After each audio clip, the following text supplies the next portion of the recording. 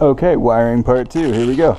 So on 2JZs, there's really only a couple things that you have to send power to on the harness. The diagrams I used were Wilbo 666s. I have to alternate between the JZA80, which is the Supra, and then the Aristo. I forget the chassis code on that. But I basically alternate between GTE and GE harnesses.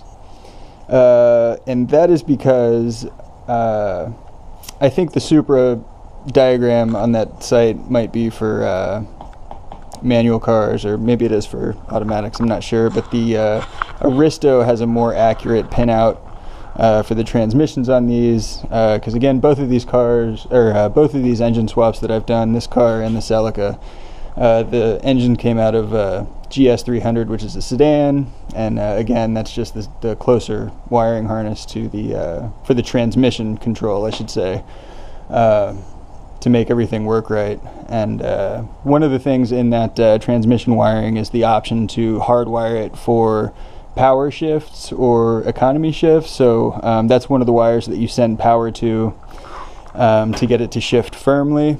And that harness is part of the Aristo harness. The rest of it, basically the engine side I use Supra harness, transmission side I use Aristo harness wiring diagrams. And again, both of those are Wilbo 666. And again, so I've basically simplified it to these two wires, which is MREL, which is main relay, and then I forget the other main power wire. I think it powers the injectors, coils, and I forget what else. Oh, also have the transmission shift firmness, the power wire basically tied into these. So I brought them down to 2, and I'm running 4 relays. For some reason, I don't know why, I just split the ECU power into 2 different relays. Not sure why, just I had them. I'll probably change it later on once I start adding more accessories and that kind of stuff. And then fuel pump and fan. And then, power through fuses. They go down to a junction block, which is somewhere down in here. And then, it's just powered by the battery. And yeah, that's pretty much it. You send a start signal to it, which is this guy. It's kind of hard to see. There's a start signal coming out of the JZ harness. And you basically, I tied it into the w124 factory starter signal, and it works fine. So on the inside,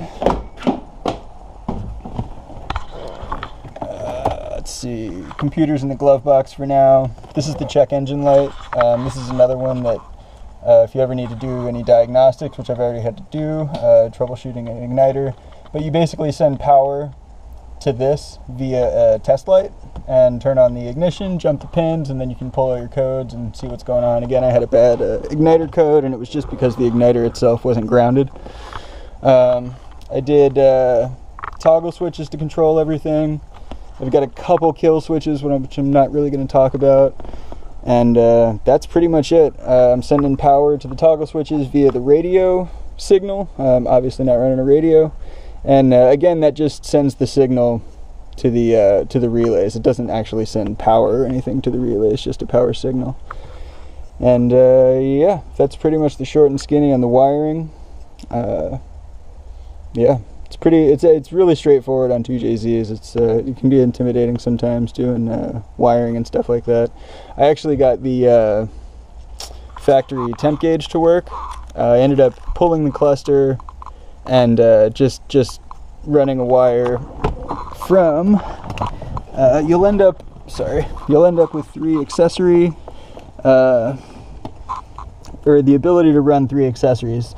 This one is temperature, this one is oil pressure, which goes to the wrong kind of oil pressure sender. You can't use it for a gauge, it's just for an idiot light.